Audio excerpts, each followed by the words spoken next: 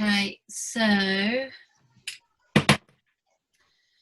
thank you all for joining us. I'm going to try and do my bit quick, which is just to firstly just give an all-round apology for the amount of information we've been bombarding you with the last couple of weeks. I hope you'll agree that even these last couple of days it's eased off a bit. I think today's been a bit better.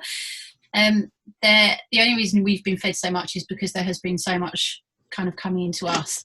I think we have done the most part of that now, and from now on it will just be minor updates, slight amendments, because everybody's learning as we go. Our communication with you from this point on will be the Facebook group, which you're all part of, which will be open discussions. The 30-minute Zooms, which we're going to keep to 30 minutes as close as possible tonight. And that will be every Tuesday, same time, 8 o'clock, and it will be the same code, which we will send a reminder every week just before the meeting. And then there'll be 2 emails a week. So rather than we were going to do daily, hopefully there won't be a need for a daily one. There might be a bit more information in each email. Other than the 2 emails a week, there won't be any contact unless it is something of urgency. So that will be our methods of communicating to you. Of course, at any point, if you guys want to contact us, we're always here. So please do so. My only other thing to cross over now is the question that arose about other volunteers crossing over and working in other zones. We've had kind of talks about this, and we feel that for now, if we all stick to our zones, if you feel like you need a volunteer from another zone, then please do contact the dispatchers of that zone. But just to keep things simple as best possible, just work within your zone. Obviously, we're all part of the same team. So yeah, lean on other people. Some zones have got it completely nailed down. Some have people a bit AWOL. But you know, do spread out if you need to, but just try to work within your zone as best possible. I think that's all for me. Obviously, if you need the names of dispatchers in other zone, they're on the website at the Find a Volunteer page. They will be also on the printed document that we are intending to get out pretty soon. But the website is always the updated ones, because we've had a couple of new dispatchers added this week as well. I've just noticed my cheeks, sorry about that. I haven't been sunbathing, but I've actually been cleaning the shed out and I look really lobster. No, I look like I've just been having, living the life of Riley. Okay, so I'm 2 minutes 43 seconds in and I am done. Hope that was all clear. I'm going to pass over to Simon, who I'm not sure, Dom, if Simon is even unmuted. Hang on. Is that Simon's iPhone, do we think? Yeah. Let's unmute him and see. Okay, Simon, you're unmuted. Yeah, I'm going to pass over to Simon. Hi everybody. Obviously people wanted me to talk about the listening support protocol again. I thought the easiest thing to do, unfortunately I can't share a screen because I'm having to do this on my phone, but do you want me to do it, Simon? Do you want me to share the actual screen of the protocol? Yeah, can you just put the protocol up for us? Yeah, I will. Thanks. Let me just open it quickly and I will share. I thought the simplest way to illustrate how it works is to run through a couple of scenarios using the flowchart, and then people can hopefully understand how it works. We've had quite a few referrals ready actually, and things have worked pretty well. Okay, it's on, I think, Simon. Okay, can you scroll down to the actual flowchart? That's it. Yeah. Okay. So basically, the scenario would be one of 2 things. You would either get a phone call from a resident who simply says that, they've noticed that we offer the facility of a friendly chat. They're a bit fed up and lonely. They've not got much people to talk to. They just want someone to gossip with or keep them up to date about what's going on, or just have a friendly chat, literally that. So you would get a call from the resident, which is in the yellow box in the top centre, the long narrow one. As you would with any call, presumably you'd take some details, their name, their phone number, and their address. In talking to them, they express that they'd like someone to ring them up from time to time and chat to them. So you move on to the orange box. Does that person express any indication that they're in distress or despair? If they don't, you go straight up to the green box. If they just want to chat, you go straight up to the green box and you go back into the normal volunteer workflow, which would, you put a post out to your volunteers saying someone would like to have some contact, and someone will come forward hopefully, and you can set that up as you would any other volunteer task. The only thing to note about that is, of course, that a lot of the people that are in the listening support group and purely there for that function and not for anything else will be in your groups anyway. There's no one in that group that isn't already registered as a volunteer with Rye Mutual Aid. So you may well get one of those people coming forward. If you're struggling to find somebody, then that's a good time to contact a neighbouring dispatcher, because those people will crop up in other groups. And all of that in a team are quite happy to talk to anybody. They're not sort of locality focused. In fact, some of them are probably from out of our area, but nonetheless prepared to fulfil that function, whether it be on a deeper level or just for a chat. So if we go back a step, and your caller does express distress or despair, or maybe even, as per the other yellow box at the top, one of your volunteers has done a task and they have some concerns about the person they've taken something to their shopping to or whatever, and they've said, they've picked up on a problem. You go down then to the, do they appear in immediate danger box? That's the critical one. If they say to you, I don't know, for example, they say to you, I've had enough, I've just taken 60 paracetamol, I think, I just want to say goodbye to somebody, or they say, I've slipped my wrist, this is the end for me, or something as dramatic as that, which hopefully, of course, they won't be doing. Should they do, that's when you need to move quickly through the next 3 steps. Is there someone with them that's a responsible adult? If there is, can that person deal with them? Can that person get them to A&E, or can that person call an ambulance if they can't do that? If they can't, if there's no other way of dealing it, that's when you dial 999 and you give them all the details. And the reason why we've done it like that is because we don't want to make it an instant thing that you dial 999, because we need to keep those emergency services as free as possible for COVID-19 cases or any other problem they might face. So we go back up to the orange box where it says, do they appear in immediate danger? If, and hopefully it will always be the case, if the answer to that is no, then you move up to the white boxes, and you take as much information as you can. They might not want to be terribly forthcoming, but the more information that you can get from them, more help that is in pushing the referral up to the listening support team for them to find the right person to phone that person back. You then drop down to the next box. You tell the caller you're going to arrange for someone to call them back. You make sure, obviously, that you've got the critical information, check the critical information, you've got their phone number, and then you just move straight down to end the call when you're ready, when they're ready, as sympathetically as you can. Remind them that if they need to, they can call you again, and then you make your referral to the listening support team. The bit in brackets underneath that is the bit that isn't quite working terribly well at the moment, because the inner team are developing a rota so that they don't have to, all of them, be on call all of the time waiting for a phone call from us, and we don't, as dispatchers, have to worry about, well, who should we ring? There'll be one point of call every day. They haven't yet managed to put that rota together yet. They're having a meeting later this week between themselves when they will hopefully do that. So for the moment, if you need to make a referral, you come through to me, Simon Parsons. My name is on the dispatchers list for New Winchelsea Road. You ring me and I will make the referral direct to the team. As we progress, you'll see in one of the twice weekly emails coming from the central team, you'll see a rota showing who you need to contact. Probably a good idea if you can print that off and keep that to hand so you can act quickly.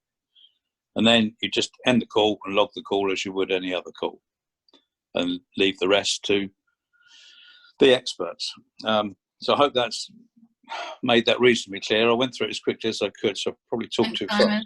No, you're all right. Hopefully that's done the job. You're all right. That's good. I think you needed talking through. Just quickly, Nikki and Brett, I think Simon's last comment answered your question. Should we still log the call even if we end up in the standard workflow? Yes, log any contact you have with any resident whatsoever, even if it comes to nothing at all. So yeah, on to Bruni for any reporting of safeguarding issues. Right, so we have had a couple of people say that they need to report some safeguarding issues. At the moment, those haven't been urgent. So what we would say, if it's we've taken advice to not go straight to social services because they are absolutely swamped at the moment. So our advice at the moment is you try and contact their local GP. Now, we know for some people you may not know who their GP is, but the first thing you would do is speak to the GP surgery that you think is the most logical one for them. If you don't get anywhere, then please speak to your dispatchers or come back through to us at Central, and we'll see if we can help any further. And of course, if you feel that someone is in immediate danger, you maybe hear something on the phone, then that is when you would call 999 as you would in any other circumstance. So that's where we're at with safeguarding. If that we find that doesn't work, then we will see if we can look at some other solution. And then my second item was just to update you with regards to the letter to residents. We have been speaking to Royal Mail, but they don't think they won't be able to get this out via Royal Mail at a cost, which is not yet confirmed, until the 20th. So we feel it would be better if we can, for Central, to get that ready to be sent out to print via Adams tomorrow. We then need to find a way to stuff that. It will then be in envelopes, and then we will need to redo the letter drop in all of those areas. So what would be easiest, if you can please comment in the group chat that you are happy to do that and you will be able to fulfill that. For some people that might actually be a good way of getting their volunteers out and about, and for us in the more rural areas, they can just do the roads that they did before, or those particular areas. So if there's anybody who is not able to do their area or doesn't think that they will be able to do that, then please can you pop that in the chat on wherever you're seeing that on your screen. I'm not sure on timelines yet, but we hope to have that ready early next week. But Jen and I will discuss how we're going to get that out tomorrow, and then just how we're going to stuff those. Thank you. Can we just confirm, Bruni, exactly what will be in the letter? Yes, sorry, yes. So it will be 4 pieces of A4 folded to A5. That will be in a letter. The letter will have a sticker on the front that has the Rye Mutual Aid logo. I mean, it might be printed onto the envelopes. I think it's going to be easier with a sticker. Rye Mutual Aid, and it will say something like updated. Sorry, Graham. No, sorry, just asking if my dog's eaten. Did not need to know that right now. It will say something like updated information from Rye Mutual Aid, and packed in line with health and safety protocols. Something a bit snappier than that, just so that people know that it is safe for them to open and that we have followed the protocols when we put it into envelopes. Having it in envelopes will make it much easier, and then inside it will be the double-sided local offers, which will be as up to date as they are when they get sent to print. The updated page of dispatches, which is why we need any updates really by end of play today. I know we have been communicating that and asking you to confirm that. And then the 4-pager, 2 double-sided pages, which is the tips. We have some of you, but I am not included in this, from Boris, have received your Boris letter today. If you haven't, then Dom, maybe we could, I don't know, share that on the dispatches page, just so people can see the content of that. But there's a letter and a leaflet, but we feel that even though there's a letter and leaflet, everything that we are saying is either exclusive to our area or complements that information. Great. Thank you. Caroline? On to Caroline and complaints. Yes, so we would just wanted to talk through the complaint procedure. We've had a complaint going up to us, and we've had discussion at the team and also with the advice of Anthony of the best way to deal with that. I'm not quite sure we dealt with the first one really well, but actually there are just some idea. We're thinking of, obviously you need to speak to both parties when you get a complaint. We're hoping that the complaint can hopefully be dealt with at your level within your group. So if you've got a complaint by a resident, for example, then you can talk with the group of dispatchers, and then you need to talk to all parties involved.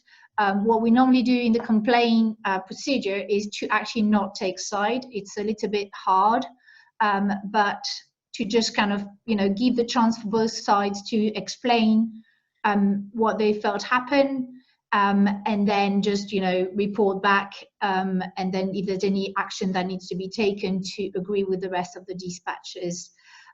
What's important because of you know, data protection is if you've got a complainant coming to you, you cannot share their personal data with the person that they're complaining about, which is a little bit hard.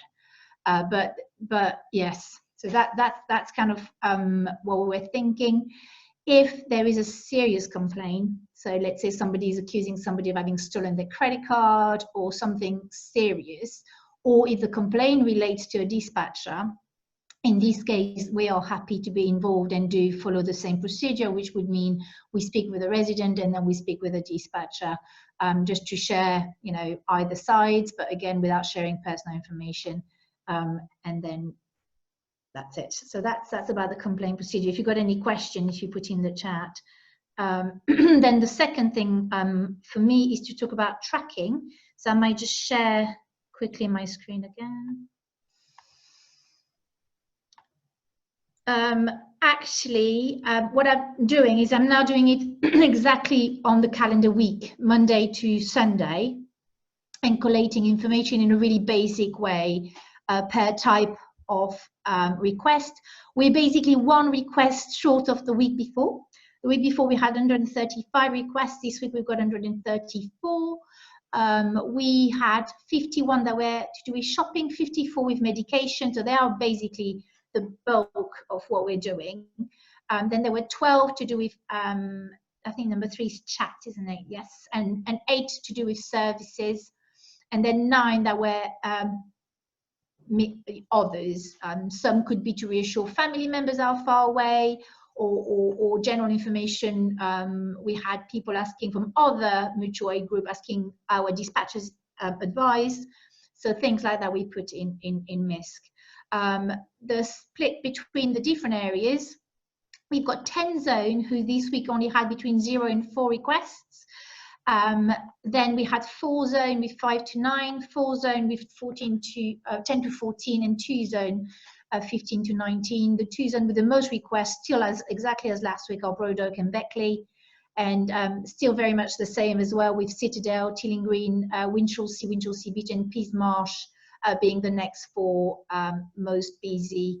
But still, I think we were expecting that number of requests to increase this week, and it seems that it isn't. It's very stable, particularly for Rye Hill. I was thinking maybe with the road closure, that would mean that people from the family couldn't help people on Rye Hill, but we haven't seen an increase in numbers. So if you could make sure that you update your trackers as well, at least at the end of the week, so then you give me the Monday to go through it and present it to you on a Tuesday. That would be very good. And what I've done is, for those of you who hadn't used the numbers for the coding, I have kind of changed it into numbers. It's a lot easier. So, but thank you very much for doing the tracking. Thank you. Over to Mary and Dom, or Mary or Dom, or about PPE and our masks. Dom's muted himself. I've muted myself as well. Oh God. Yeah. On the masks, I've got 50 basic disposable surgeon's masks, and they're not enough to go around the groups, because clearly we need more than that. So I'm saying to anybody, if they want up to 6, just get in touch. Don't worry too much though, because we have now done a massive call out to people who can sew, and I think there is generally some good feedback. So I'd like to think that within a week or so we'll have quite a lot of face masks. Ideally we'd have 2 per volunteer who's actively going into shops or other enclosed spaces, you know, one to wash and the other one on the go. And that's all I can really say about the ones I've bought. But Mary, do you want to say a little bit more about the sewed ones? Yeah, sure. We've had a fabulous response actually, and I've been taking inquiries all week on how to actually make them. Some people are adapting the pattern according to what they have. I must have taken about 6 individual inquiries for people who are making them in bulk. That's personally, and then I'm sure there's loads of others that have just gone ahead with the instructions that are available on the web. And I have put outside my front door a polystyrene box for people to put finished masks in, and I will then, with a note saying where they're from, and I will then launder those for everybody and batch them back up and then contact people to say they're ready for collection. I know there may be some people who are self-isolating, perhaps, who are making masks for us, and I would suggest that it's done through the volunteer groups, and they could just drop off at my house if that's possible, to save me driving around, because I'm not going to know when masks are ready. And then I can get them back out to people and we can start using them. But there should be several hundred coming in shortly. I've just checked the box, it's empty. So there's none in there now. But I'm hopeful that, you know, we will have a good batch, at least for volunteers. And then if we can keep this up and we can spread the word even further, so individuals have to make less, then maybe enough for people within our community too. Thank you, Mary. And the only thing I wanted to add to that is that the principle behind equipment is that I'm saying that every group should satisfy their own needs first before making them available to other groups, because if you're handing stuff away that you actually need, I can't see the point in that. I mean, obviously, you know, it's a judgment, you know, as to how many you need before you've satisfied your own need. So you don't need to feel bad about having 20 or so for your own group if that is what you need for your own group. But if you've got more, then by all means, please get in touch with me or Mary, and we can then make sure they're distributed to others. Thank you. Yeah. Yeah. Yeah. Staying with you guys, can you just give us a overview of the videos you've just done this week that are now on the website, just in case there's some that aren't aware? Yeah, thank you. So Mary very kindly volunteered to do these videos with me, and they are, as you say, now they're 5 videos. So the first one and the longest one is about going shopping, so just the protocol in terms of how to prepare for that when you go out. I'm not going to tell you what it says, you should really look at it. The second one is really just about how to make the payment. The third one is about how to process the shopping once it's in your house to make sure it's not contaminated and that it can then be put away into cupboards or elsewhere. And then the fourth and final one is about the coveralls and appreciating that we're not hopefully at that stage where we have to be wearing them, but again, watch that just so that people feel comfortable about when they could be wearing them. Mary, did you want to say any more on that? No, not at all. Just apologies that a couple of them took more than one take, and I think one of them took about 6 or 7 takes. Mary, it's fine. It's fine. John, do you want me to quickly show on the page where they are so they quickly find them? Thank you. Yeah, that's helpful.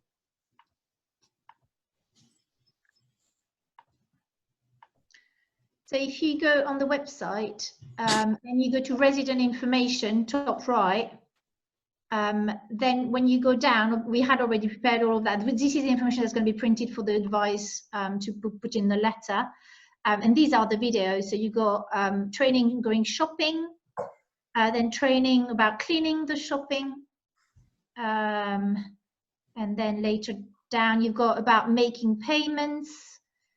Then you've got the math substitute, and this one is for further down the line. Oh, Look at you. I haven't seen these before. So yeah, they are all I did. We haven't put them on the volunteer information, but obviously they are very much for volunteers as well. It's just that, you know. So next.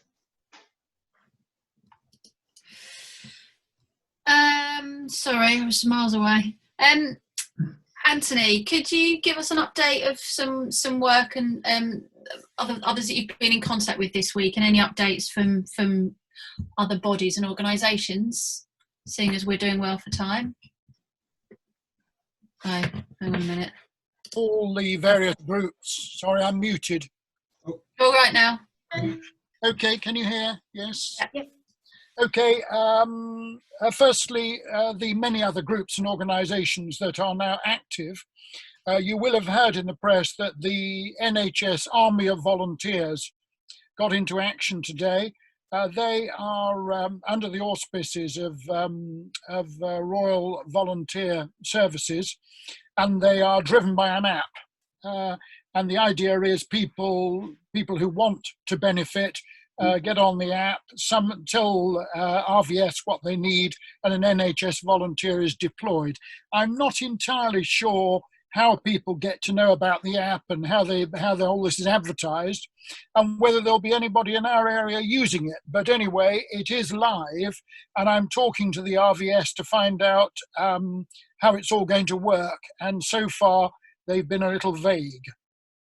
Next up, there is a list called the Screened Patients List, SPL, which I've referred to in emails and things.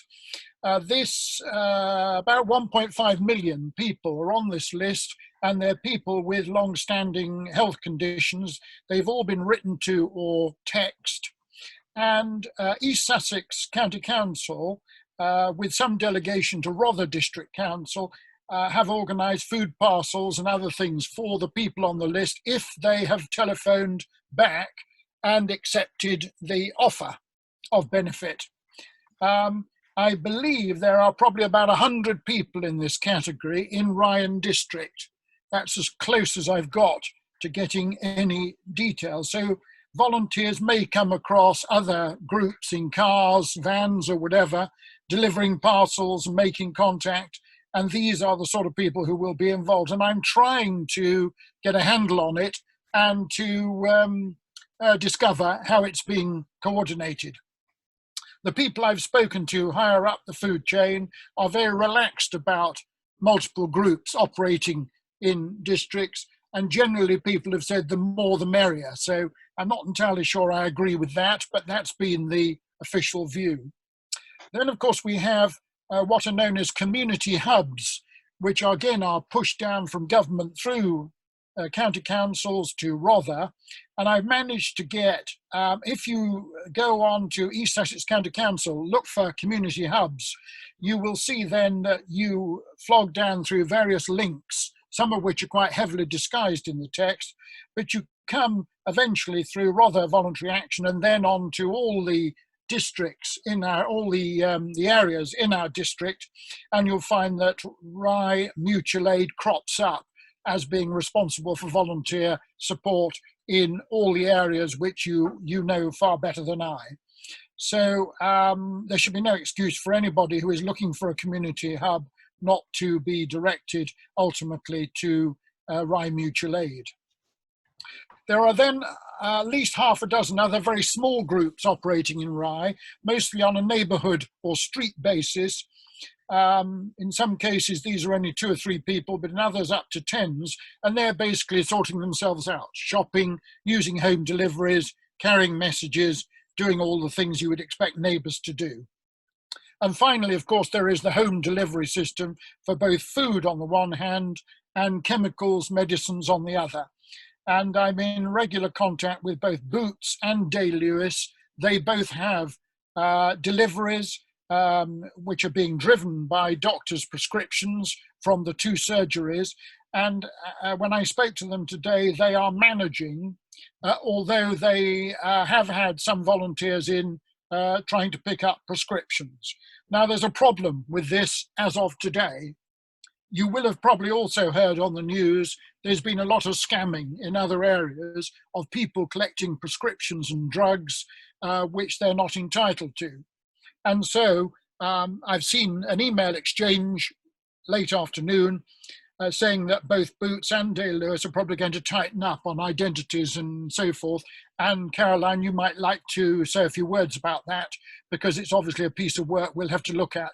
I'm talking to Boots, I'm talking to Dale Lewis, and I'll do whatever you want me to do, but it is a concern on their part that even though somebody may be identified with an RMA badge, that they are a bit cautious about handing over large quantities of prescription drugs to people who just pitch up and say, I'm collecting for Mrs. Biggins of whatever it is. So there is a potential issue there, which we will have to work around. I think that is resolvable. SGN, I've been talking to my contact in SGN. They're suitably vague about when the work is going to be complete. It had the work and the block on the bridge is rather confusing because there is no work, of course, taking place on the bridge. It's in Bridge Place and on the far side. So to all intents and purposes, nothing is happening on the railway bridge, or wasn't when I last looked. But they are, the last thing that my contact told me was they were hoping to finish within 7 days. And they've been at it now about 5, so we'll see what happens. I've been checking up on the food bank, and because I heard stories, and there was a rather alarming piece in Rye News about shortage of food and support. As far as I can tell, that they have now doubled their dependency, so there are now double the number of people who are now dependent on the food bank. And although they've had problems over things like bags and so forth, I'm not aware of a problem with food or volunteers. But if somebody can tell me otherwise, I'll then get back onto that and talk to Stephen Jemson and others who are being extremely helpful. One other thing, I've been talking to Caroline today about the central record statistics and what you should or should not, in your view, be recording, and we came to a view, and I'll leave Caroline really to talk about that. So those are all the people I've been talking to today. If anybody wants me to pursue anything in particular, I'm keeping up to date Rye Town Council, Rother District Council, East Sussex County Council, the MP, and organisations like RVA, Rother Voluntary Aid, and now the RVS. But the RVS is quite tricky to break into, to find anybody who actually knows what's going on, because their operation, although it's huge, is delegated really down through the app. And it's not really transparent to people who are trying to coordinate it. So it'll be very interesting to see how that runs, and whether you discover any beneficiaries in the Ryan district area who are using that system.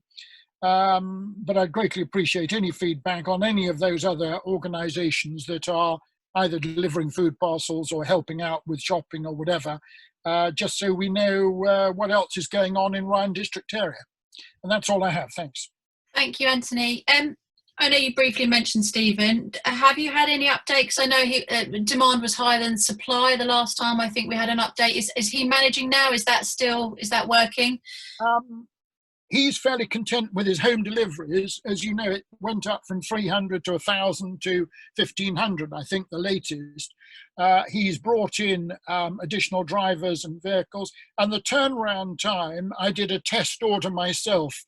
I ordered on Friday, I was rung back on Monday, I paid, and it arrived today. So the turnaround is quite rapid, and all the things I asked for were delivered. So including including washing up liquid, which I was told was in there was a global shortage. So I'm told that by the Gemsons operators that they have no particular shortages, and if people want to use the system, they are prepared to do so because they are increasing capacity as they go along. Unlike the big supermarkets, Morrison's, Tesco, Asda, et al., where it's almost impossible to get an order unless you're a regular customer or have a slot booked. I just looked at Waitrose slot tonight. The first slot is mid-June, so you'd be quite hungry waiting for that. Great, thank you. Thanks, Anthony. I think we're going to go on to Q&As now. So I don't know. So a couple of things I've been picking up on the chat. Yeah. Oh, just quickly, the videos that Mary and Dom did, they are on the volunteer information. I added a new page under. It's all right. It's all right. They're on the residents' information because they're kind of applicable to both residents and volunteers. But under volunteer information, you've got the dispatchers page, which is the password protected one for us to put these chats up. And then underneath that, there's a page called information videos, and all 5 of them are on there as well. It's okay. It's okay. Yeah, Caroline. Yeah, just picking up back with the discussion I had with Anthony today regarding the central record, and just wanted to clarify something, that the central record is really here for us to support our volunteers. So the idea is, if you are a volunteer or a dispatcher and you do have symptoms of COVID, or somebody in your household has symptoms of COVID, we are asking you to let Mary know, and she can take note on the central record. If a resident has got symptoms of COVID, this isn't for us to record, to add to our record, but if that resident has been in touch with our volunteer, if we've delivered food to them or something, then it might be the case that we need to let those volunteers know and add that information to our record, but only when there's a link to our volunteers. So that was about the central record. Regarding Anthony, I'm coming back to you because there was a couple of comments in the chat who said that actually today some people were told by Day Lewis that they could not deliver because they didn't have the capacity. So that's something maybe for you to pick up. And then regarding the prescription, obviously we'll have discussions, but I'm supposing quite a lot of our volunteers have got DBS. Maybe it's a case of agreeing in each area who had a DBS and have those DBS collated by us and shared with Boots and Day Lewis, saying those people are DBS. Can they be our main people for collecting prescription? Would you agree? Yes, I don't think that's a problem. Both Day Lewis and Boots are extremely amenable, providing it's a system where you don't get random people, arriving and hoping to pick up vast quantities of medicine. So I'm sure we can work that out tomorrow. If you send me an email, I'll then talk to both and see if we can sort something. There was another question about actually breaking into the system through the dispensary on Rye Hill and so forth. As far as I know, you can't directly break into the dispensary on Rye Hill without, of course, going through the doctor. So you can't just pitch up and say, I'd like to pick up a prescription. It's got to be done through the doctor. But I am told that in extremis, they will allow people to collect drugs and medicines from there, whereas you might normally pick them up from Boots or Day Lewis, but it's got to be done by arrangement. And therefore, you've got to do some organisation. You can ring the dispensary on Rye Hill directly, as I'm sure most people know, by picking up, I think it's extension 4 when you ring the surgery. And they are contactable and they are extremely helpful. So, but if anybody has a problem with any of that, let me know and I'll see if I can unpick it. Yeah, just to finish with prescription, I believe I have a volunteer mentioning today that they needed to see the fact that the people had free prescription or something. Is that the bit I sent you earlier? Yeah. Yeah, that is a confusion because, of course, some people are entitled to free, and they have to sign physically, normally the little green slip. and others have to pay. So this is an added complication, because if you're collecting, say, 12 individual prescriptions, some are free, some are to be paid for, then the volunteer will have to pre-arrange the paid for and ensure that they have the data, the sufficient data to justify the free collection, because often the pharmacist will say, do you pay? Normally they won't necessarily have a central record, and you then sign your life away to say, yes, I'm entitled to free for the following reason. So that's another complication for having a third party collecting prescriptions, but I'm sure there's a way around that, and I'll have a word with both chemists to see if there's any additional arrangement they need to cover that. I think what the volunteer was proposing is potentially to ask the person, if they've got a mobile phone, to take a picture and send you the picture so they can show that document when they get there. Otherwise, they'd have to go via the house first. And so it's a bit more complicated for us. So just a couple of more information I picked up in the chat regarding the food bank, but I'm sure you're all aware. But now the food bank is only doing deliveries. So people do not go and pick up there. And to donate to the food bank directly, you can do that via Jameson's website. They have had that fundraiser specifically for the food bank. We will be donating part of our fundraiser to the food bank, but we know that for now they're receiving some donation, and also we don't know how long it's going to last and how long we're going to need to keep buying PPE. So the agreement was with Stephen Jameson and people involved that we might just be waiting a little bit for the DBS. Sorry, Caroline, Anthony. Only to say briefly, there are other sources of food and money for the food bank, which I can tap into if necessary. But I'm in touch with Chris Empson, and I can tap into those if necessary. As far as I know, there's no issue about food at the moment, but of course there may well be as we get further downstream. Thank you. Excellent. For the DBS, there was a few questions on DBS in the chat. I think let's see tomorrow what we discuss. Let's see when Anthony talked to the pharmacy before we start worrying which type of DBS. But we'll come back to you as soon as we hear back from the pharmacy if they're happy. Beckley is giving the idea that what they do is if anything needs to be paid, they ensure it's paid before. Mm-hmm. So, and then the last thing I had is somebody's been talking on the Rye road closure that they should be done by Friday, and they've the workmen there said that they will be done by Friday. Yeah, that's kind of. Let me see the rest. Prescription, central record. One thing about payments and shopping. Discussing with a dispatcher this morning. There was the idea that I know that some of the areas already do that obviously the price of the shopping in Jameson's and locally is quite high, and for some families it's a little bit difficult, and it could be that some people on your volunteer list once a week they go to Aldi to do their shop, or they go somewhere where Tesco is a bit cheaper.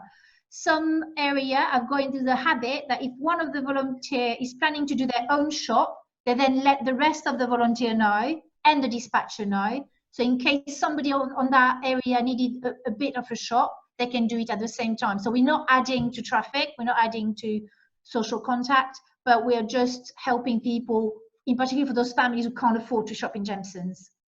Caroline, can I just add there how we've done it in Broad Oak and Breed? Yeah. We have talked as dispatchers on Saturday morning about how we were going to do it, because Sue has been magically managing to do up to 4 shops at a time when she's going, which is super organised, and I don't think I could do that.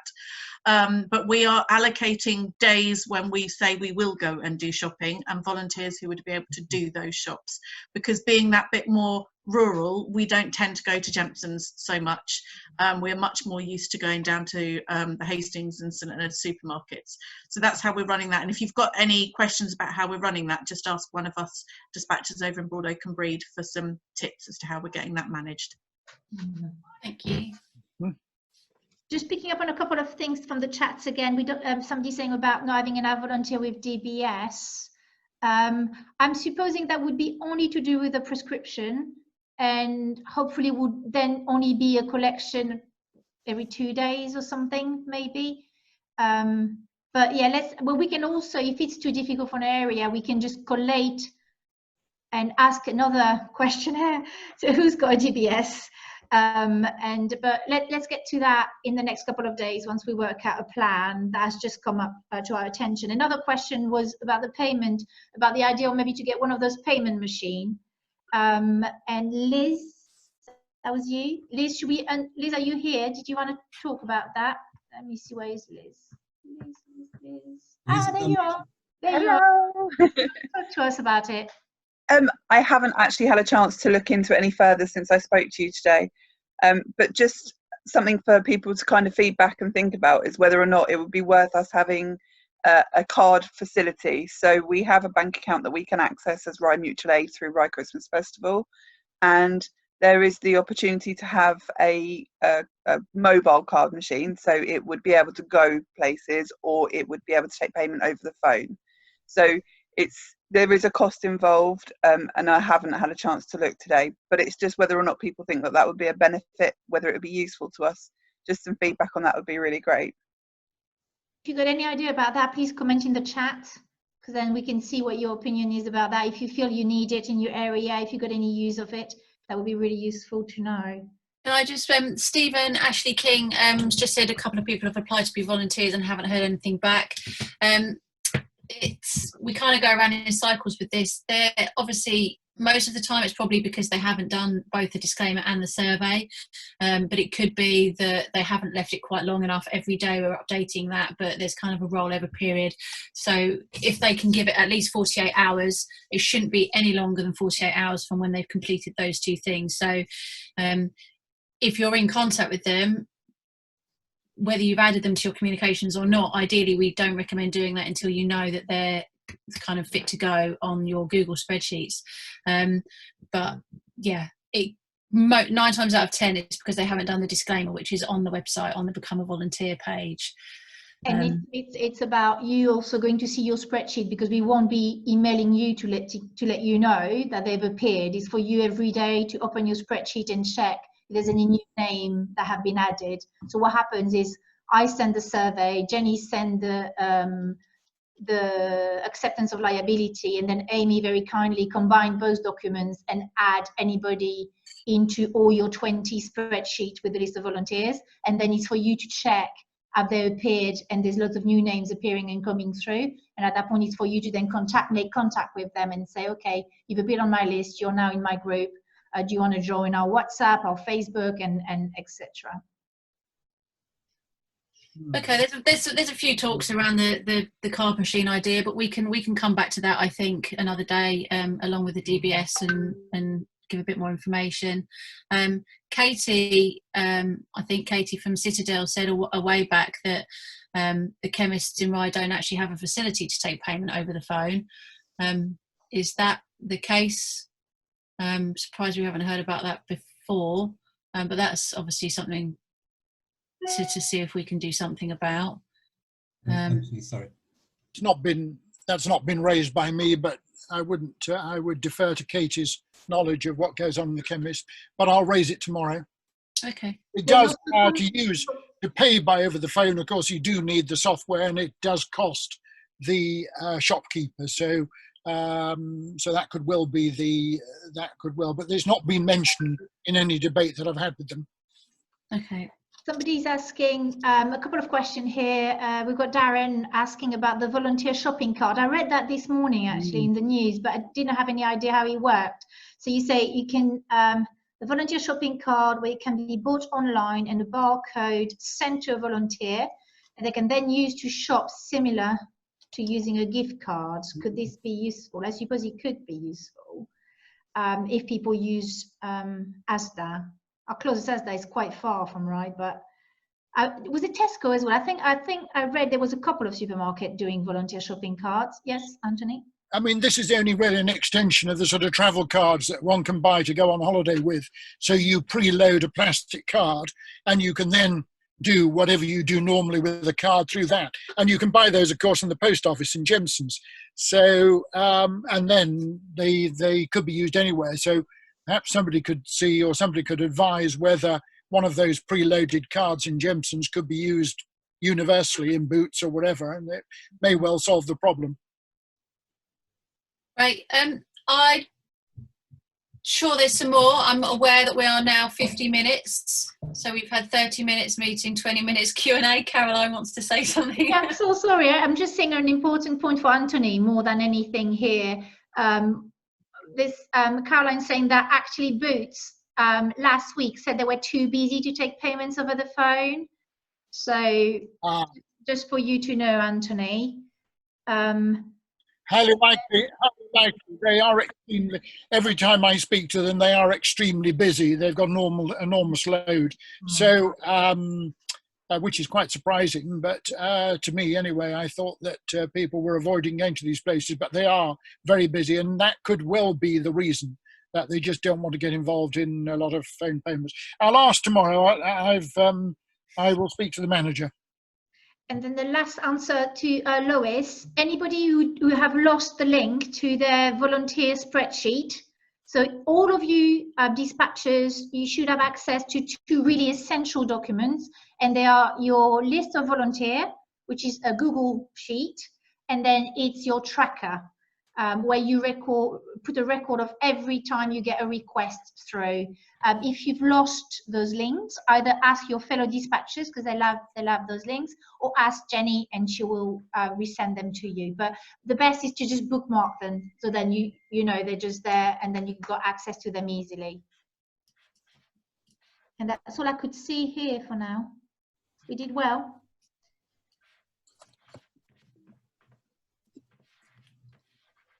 Sorry, I was just going to. Yeah, I think there are a couple of things that we can kind of think back on. It's just seeing in reality how things are in practice, and you guys are out there doing it, are giving us important information about how it all actually works day to day. So unless anyone else has got any more questions, I think we'll. Sorry. Yes, yes. I am so sorry. Can I just have the last one? You know, we discussed quite at length the idea that we wanted to be only for essential, and we were just wanted to go back on this point a little bit, and maybe just be sensitive to the fact that essential doesn't mean the same to lots of people. And there are some really clever ways we've heard back from people who said, if somebody asks for a daily, you know, a Saturday paper or something, then maybe make it together with another errand that you're going to be running for essential items. So maybe it's more the case of getting people to be patient, more than saying, oh, we can't cover that. So yes, of course, we want to keep our safety first and foremost, but maybe there's a way of organizing what we're doing so we can answer most of the requests that we give, and we always leave a phone call with people feeling comfortable that they could call us back if they needed to. So, but thank you very much. I mean, you know, 134 people extra helped. That is fantastic, and that's all for me. Thank you.